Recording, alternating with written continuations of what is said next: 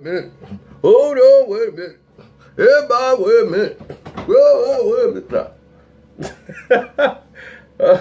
That might be my cousins and my uncles and them on the west side. That's old time talk. Now, wait a minute now. Hold on now. Where my shoes at? Hold on, wait a minute. Now that's a hit song. Oh man, what is this world coming to? All right. Y'all wanted me to answer your questions, and here we are. And oh yeah, they gotta make sure they can see the C. The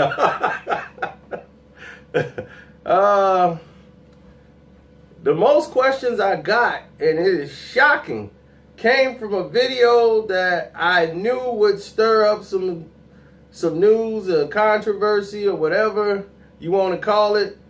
But the marriage relationship, because there are a lot of people out there who are married and are in relationships that are watching these videos.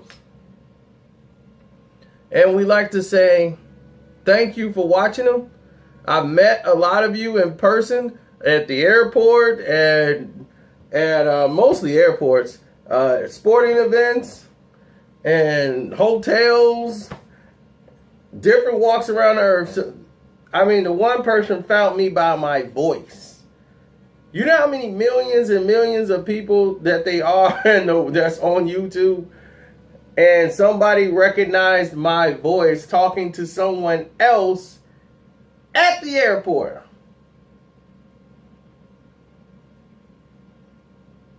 Can you believe it? So, I'm telling you, this world is strange.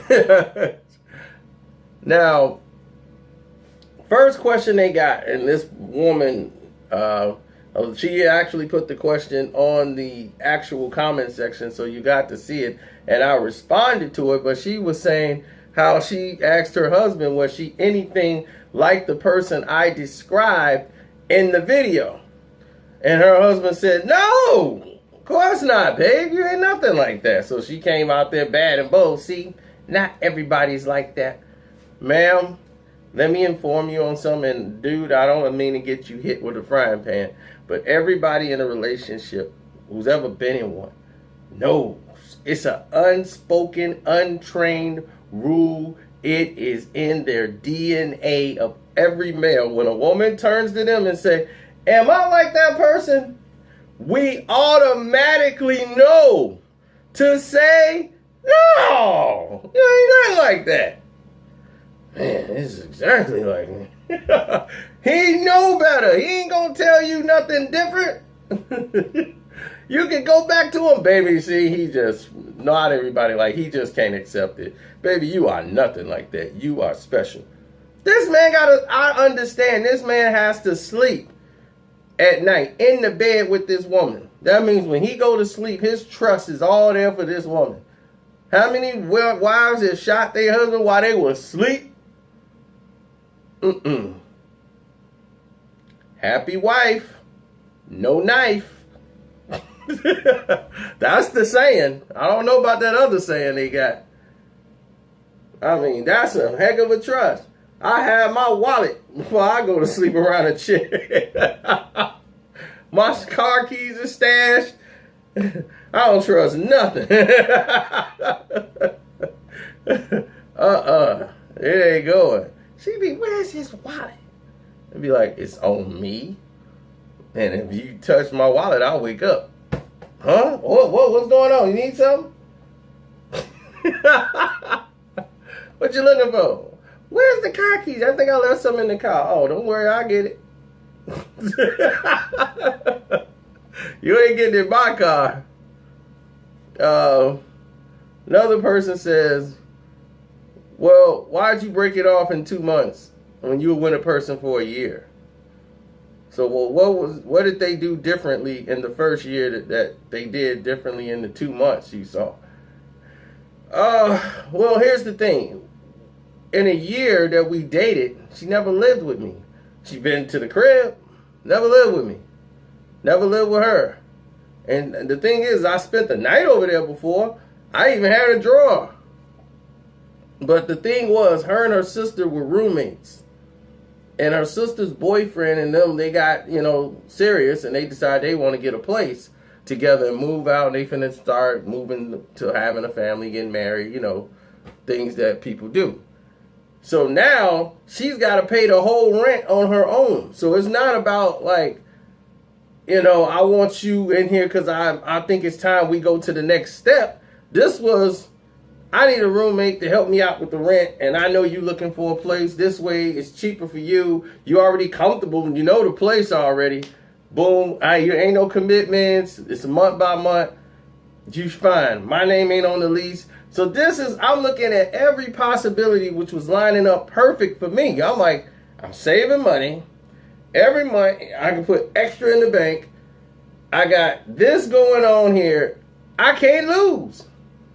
Because I need to move anyway. At that time, I was like, I got to move. Because I was living in the city at that point. And I was thinking I need to move out here closer to the burbs where my job's at. So I'm like, this is perfect for me. This is a perfect scenario. Let's try it out month by month.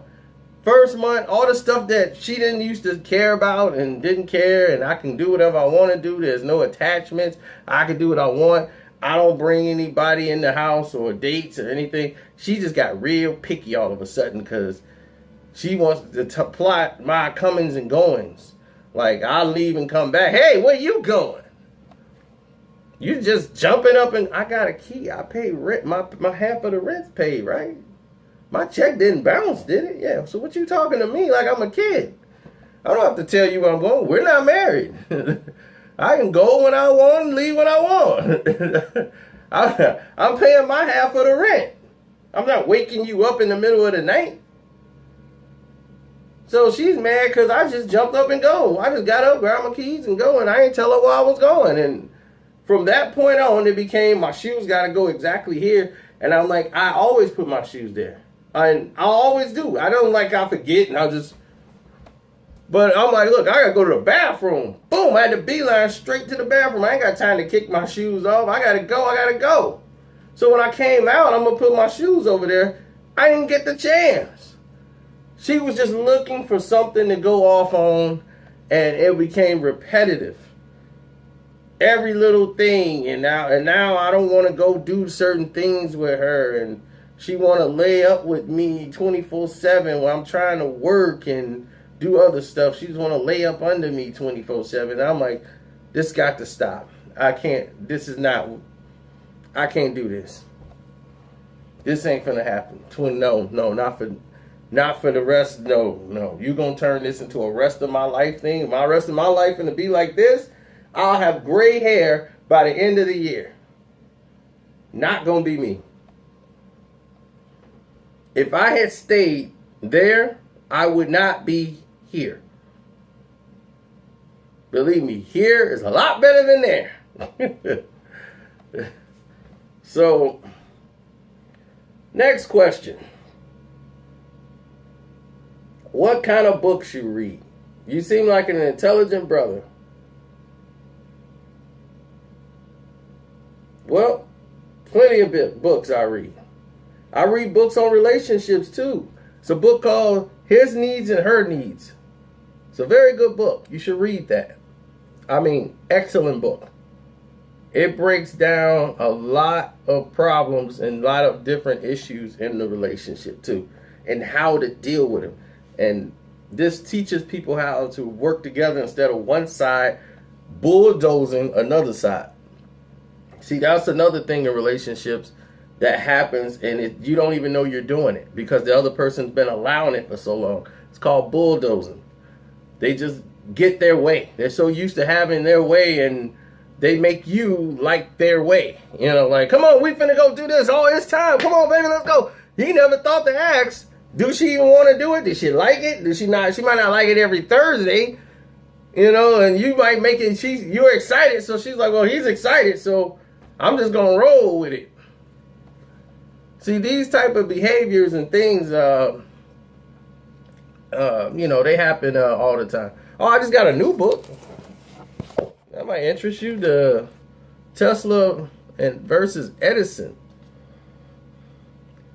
You know, Tesla was the creative person, and he was going to put Edison out of business. All the wind energy and all these things, Tesla invented all that stuff. And Tesla mysteriously was killed.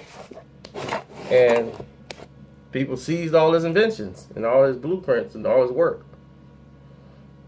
It's a great book, though. Investigate more into that if you want to. There ain't no key. Remember that saying? Keep Edison out my pocket. So you better keep Edison from blowing your brains out.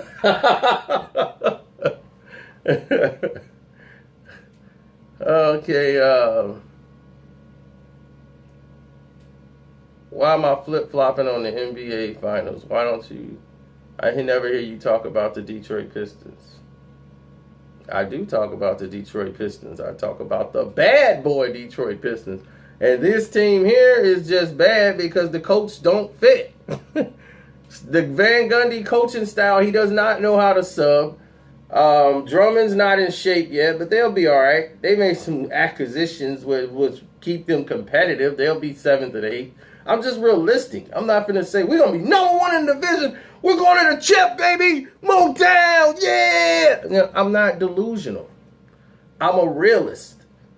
They're going to have Golden State versus Cleveland. I told you this. I want Golden State to win. It's not going to happen. Anybody but LeBron. But nope. They're going to give it to Cleveland like my buddy said. And I said, no, that's dumb. He said they're going to give LeBron a 3-peat. That's the only thing he didn't have that Michael Jordan has. And they want LeBron to get it. And he's going to have that 3-peat, and that'll be it. He'll have 5 championships, and he won't get another one. They won't let him get 6, but he'll get 5. And then they'll put him in a conversation with Jordan. But he'll stop at 5. And I said, look, you know a lot, but I'm sticking with my theory. I want Golden State to win this NBA championship this year against Cleveland. Next year, they'll have someone else go to the NBA Finals, maybe San Antonio, but they will play LeBron James in the East again as he'll continuously go back to the NBA Finals because they have no one else to put there. Now, where are we at now? What's the new and exciting question y'all had for me?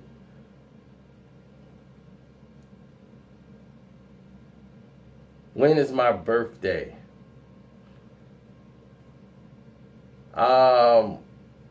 You mean I was born? You only born me. I have no age. I'm timeless.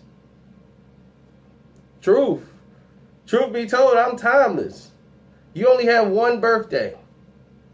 Period. That's it. To be honest. Man created this calendar year stuff. You only got one birthday.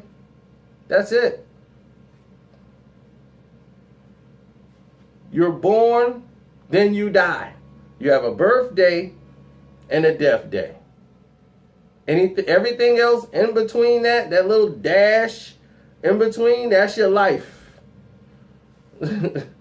So everything else is what you're going to do with it. You will age, yes, that's natural. But I don't define myself by time because time really doesn't exist. We just move forward. We live in the now. Everything we do is now.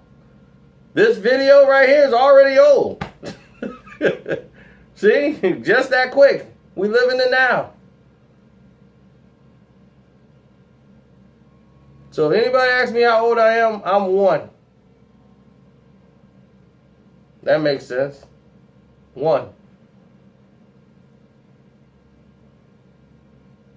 Now, if this is too much for you to understand, then, I'm sorry.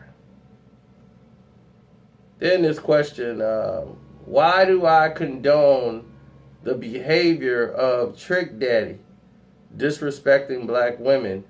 I mean, why would anybody condone that type of behavior? Because that's disgraceful. That's disgraceful for another man, black man, to always attack a black woman as if her physical attributes is her only necessity in life. You as a black man should know black is beautiful, and it is one of the most treasured, precious things on this planet, and we need to embrace our intellectual stimulations more than our physical attractions. And okay, all right. Look, sum all that up. Trick Daddy was talking to hoes. I thought I addressed that early and made it very clear to you. You know, this has nothing to do with intellectuals. This has nothing to do with how smart I am or how smart he is. It's ignorant. And ignorant is not ignorant. Ignorant is just a language where they just speak it and they don't really comprehend. You know they mean well. You know, y'all heard that song he had when he had the kids out on the Source Award and he had all those kids singing, "Baby, 'cause I'm a thug. Baby, 'cause I'm a thug." That this guy should be educating your children. That is false. If anybody called Trick Daddy into a classroom while they teaching the kids some lessons based off that song, whoever set that up did it for laughs only. Can you imagine that? Trick Daddy going to the clinic? We have Trick Daddy, kids. Hey, how you little bastard doing? How you little bastard doing over there? Yeah. What are we learning? We're talking about acronyms and synonyms. Who after them? Somebody after them? And they sending them where? No. Acronyms and synonyms. That's what I said. They after them and they sending them where? So they after me, man. Everybody after me, boy. But I tell you, you breaking your little pump bit. I tell you right now, I come on your outbell, I cut your throat, I come on there and kill your family and everybody else in there. Ain't nobody gonna come out to them. They don't care if they after me. Who else wanna come after me? I'm Trick. You get what I'm saying now? You get the point? Believe me, intelligent black women haven't even clicked on the link to even hear what he has to say. He does not influence intellectual black women. Intellectual black women, they don't care what Trick Daddy says because it holds no weight. You understand what I'm saying? All right. Now, moving right along to the next question. Boxing!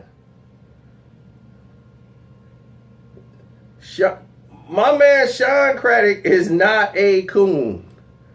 Okay? You just said your boy Charles Barkley and Sean Craddock, they some coons. Why you rolling? You rolling with them coons, Karceno. Listen. Y'all misunderstood the video. Did you hear? There's a reason why he feels that way. He has a black wife. He has black children. He hangs out with black people. Probably more than me. But he is immune to dealing with people based on color. His thing is, he did make a generalization. But that is what happens when you have these type of situations, when you run into this type of situations where it make us look bad. You see the after effects. Charles Barkley is somebody who's bitter because the black public feels like he doesn't do enough for black people. And they called him names all throughout his life. And back when he was at least trying to do a little something, back in the day, he did try a little bit, and then they jumped down his throat. So he said, F it. I'm done with black folk. They ain't gonna listen to you. They don't want to listen. So he generalized the entire black population all black people into one big bubble because he's sore. Because of the way black people treated him. Because when he bring up statements and facts, they may be true, but he don't never bring up a solution. He don't never say, well, this is what they need to do, unless I'm going to try to help it out, help somebody and do this and do that. They just point the finger. Sean Craddock is a great human being. That's family to me. That's not like friend, nothing like that. That guy's family. He will give you his last. He's very serious about God. He's very serious about everything in his life. Family first. I mean, God first, then family. He does everything the right way. So to disrespect him and call him something like coon and everything, it's something that you're repeating because it was on the internet thousands of times. If you met the human being, you would never ever say that about this man. A coon is somebody who don't even care. They'll just talk about you bad and everything else.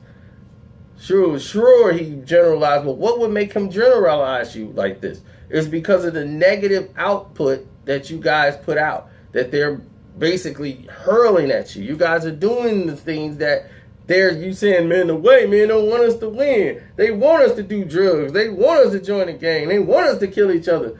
Then stop. Fight against that. They don't want you to be educated. Get educated. They don't want you to be smart and learn mathematics. Get smart. Learn mathematics. It's hard. Everything's hard. You gotta beat them at their own game. Why? What else you gonna do? You gonna sit around, pout, and die? Get high and pout and drink every day and waste your time on earth? Or waste the moments you have? Waste the now? Because that's what it is. So if you want to waste the now, go ahead. But I'd rather spend my time living than just existing.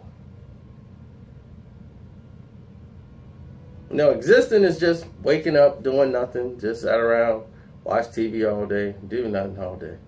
Just existing. You're not living. I try to do something different every day. Do something different that I didn't do the day before. See something different. I do. I try. Because I don't want to fall into the umbrella where time or the now switches so quick to where next thing you know, so much you done went by so fast. So many things have happened. So many episodes of this show is over. It's December now. It's cold. Months then went past. You're like, man, I ain't did nothing I said I was going to do. Months then went past. You still ain't even dust the room. You ain't even vacuum. You know, what kind of stuff is that? You see what I'm saying? But we got the Jordans. And I don't want to single out Air Jordans because this is what I don't get. You don't have money for all these different things, and you complain about this stuff costs too much and that stuff costs too much. Oh, I can't shop in black businesses because the price is too high. But you can get a Gucci belt. You can afford some Air Jordans. You can afford all this other stuff that costs $200, $300 when you're poor. I don't get it. It doesn't make any type of sense. And I don't want to single out Air Jordans because the media does that, because this black man gets paid named Michael Jordan. And they single out him, but they don't say Gucci costs too much. Dolce & Gabbana and all these things, they don't say those things cost too much. Why? Because their main consumer are the Caucasian. But now, here we come. Now we want to buy it. Now we want to rock it. Gucci was for women. What happened? Now we got guys out here with purses walking around. So it is what it is. I don't want to make these videos too long. That's why sometimes I regret doing the questions, because they go so long, and I take like a year to answer a question. What is my favorite color? Green.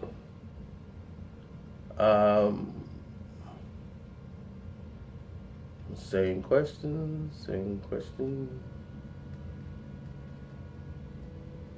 Oh, this is a good one. Karceno. My wife always trips when I try to have a card party over here with my friends from high school. She don't like my friends from high school. How would I deal with that? Because I want to have one at the house. Okay. Here's the thing. I don't know your wife. I don't know how much of an extreme she will go. But let me say, if your wife just don't like your friends from high school, see, there's the thing that I don't know what you've done too. I don't know if you got caught cheating before plenty of times and your friends were responsible. So I don't know the parameters of it. But let's just say, for instance, you're innocent. You've done nothing wrong. You want to have your friends come to your house for a card party. Tell your wife, hey, she has a problem with it. This is what you do, and you really want that card party? Saying, hey, guess what? I got tickets for you and your sister. Yep, y'all can go to this concert, because I know this is the concert y'all wanted to go to. I bought y'all tickets. Oh, wait.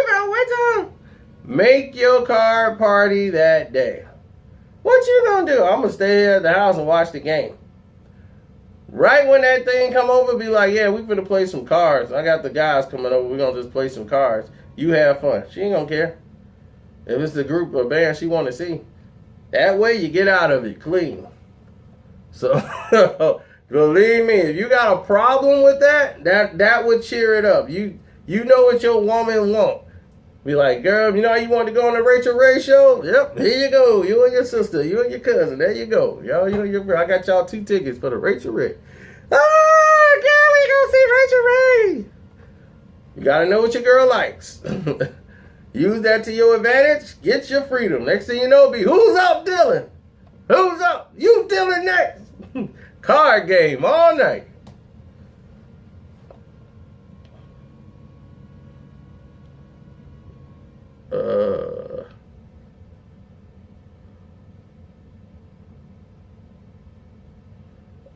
That's a personal problem. Me and my wife don't have sex no more. She always says she's tired and don't want to have sex with me. The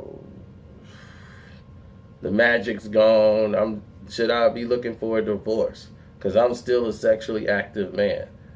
And I'm being denied sex. What should I do? That's a personal thing. If I don't know what the sex life was like beforehand, like it was like before you got married, did she start doing it right after the marriage? Because if she did it like right after the marriage, it seemed like a trap.